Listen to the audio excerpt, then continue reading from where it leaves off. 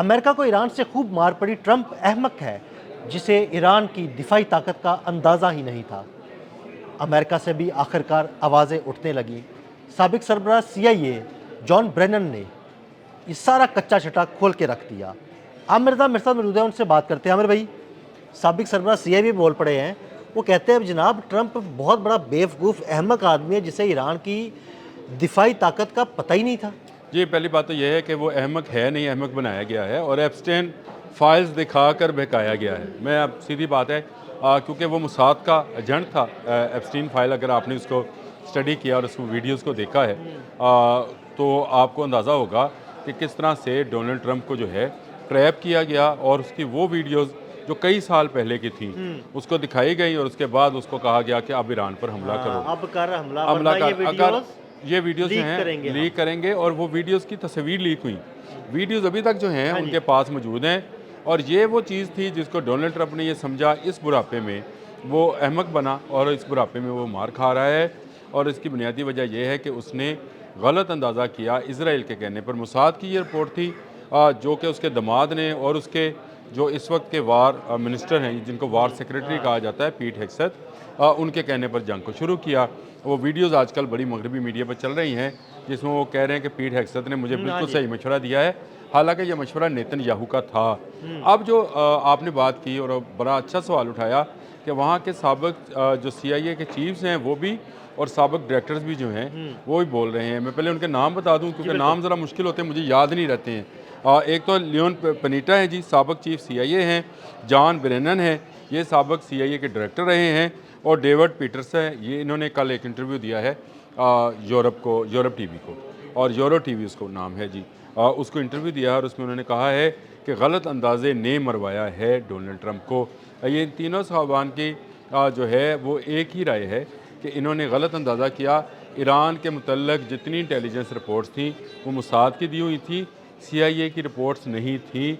और बिना इजाज़त के, यानी बिना कांग्रेस की इजाज़त से ये वॉर शुरू की गई है और ये एक अलग से क्राइम है। इस पर मैं आपसे एक अलग व्लॉग करना चाहूँगा कि इसकी सज़ा क्या होती है, वो एक अलग से करेंगे। लेकिन इस वक्त जो है तमाम जो साबिक CIA के चीफ्स हैं वो बोल रहे हैं, लाजिमी बात है मौजूदा तो मुलाजम है, वो तो नहीं बोलेंगे। लेकिन आमिर भाई, हमेशा CIA की रिपोर्ट्स पर जो है ना वो भरोसा किया जाता है, लेकिन ये इस दफ़ा कैसे हो गया कि CIA की रिपोर्ट्स को नज़रअंदाज किया गया और मोसाद की रिपोर्ट पर भरोसा किया गया? देखें, एक अमेरिका ये समझता है कि उसने एक जानवर बंधा हुआ है मिडिल ईस्ट के अंदर, जी बिल्कुल, जो हर आने जाने वाले पर जो है वो अपना मुंह खोलता है। हाँ जी बिल्कुल।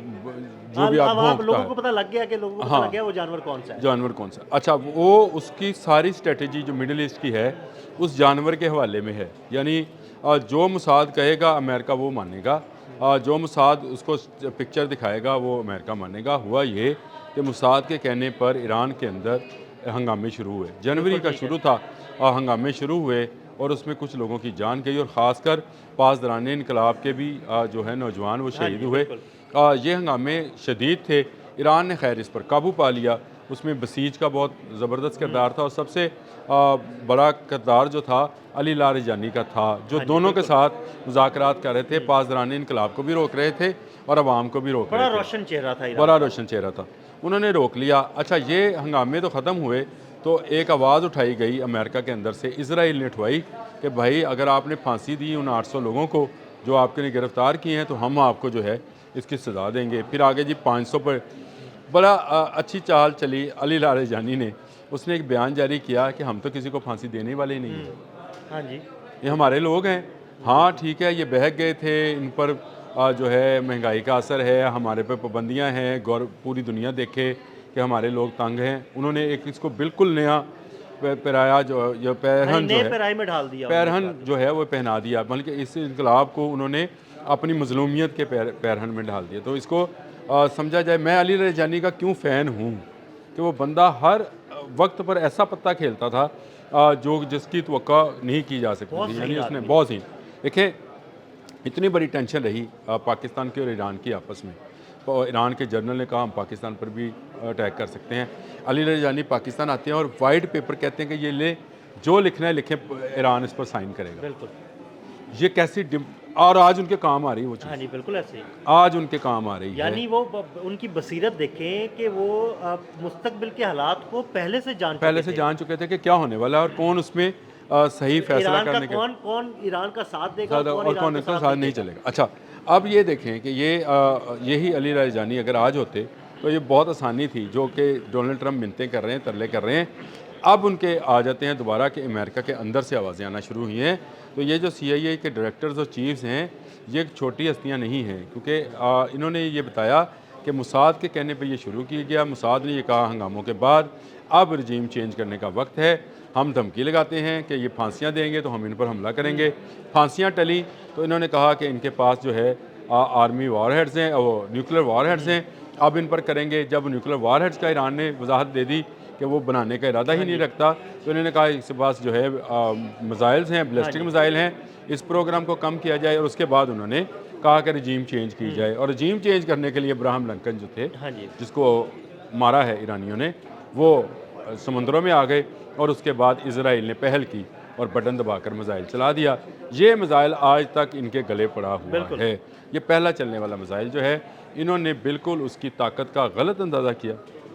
ईरान की ताकत का इतना गलत अंदाज़ा है कि एक और भी लॉग है, कल रात को मैंने एक वीडियोस जो है वो की हैं, वो भी इस पर भी करते हैं बात।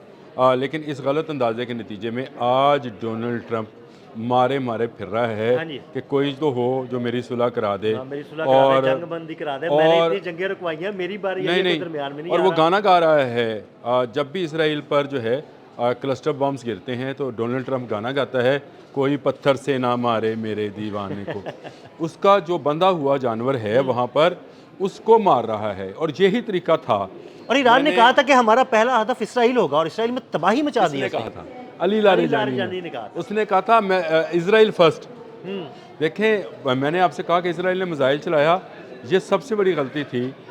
जिसके बाद नेटो भी चला गया, यूरोप भी इनके हाथ में से निकल गया, तुर्की भी हाथ में नहीं आया, और उसके बाद जो है ये अकेले रह गए। तुर्की ने तो ऐलान कहा कि ये जंग हमें फंसाने के लिए की गई थी। वो कांप रहा था डोनाल्ड ट्रंप। इस हमले से पहले डोनाल्ड ट्रंप, देखे, CIA ने उसको बताया था कि ईरान ने 25 साल तैयारी की हुई है, रुक जाओ।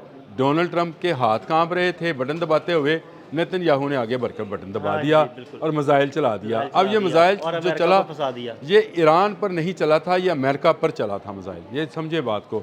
अमेरिका इस वक्त तक सिर्फ हार रहा है, और अमेरिका की डिफीट जो है, मैं कई दफ़ा ये व्लॉग्स में आपके साथ भी कह चुका हूँ, बाकी जगहों पर कह चुका हूँ कि सामने दीवार पर लिखी थी। डोनाल्ड ट्रंप अंधा था क्योंकि उसके सामने एप्स्टेन फाइल्स जो थी वो रखी गई थी। उसे कहा गया था कि भाई ये फाइल्स हैं, ये फाइल्स हैं, तेरी सियासत, तेरी अज़दवाजी ज़िंदगी, तेरे बच्चे सब तुझसे दूर हो जाएंगे जब हम उन्हें ये बताएंगे कि छोटी छोटी 13-13, 12-12, 11-11 साल के बच्चे। चले, मैं उस पर जाना नहीं चाहता हूँ। ये एप्स्टेन फाइल्स जो हैं इस हमले की वजह बने, और डोनाल्ड ट्रंप के हाथ कांप रहे थे तो नेतन्याहू ने बटन दबाया, और ये बटन जो है ये अमेरिका पर हमलावर हुआ।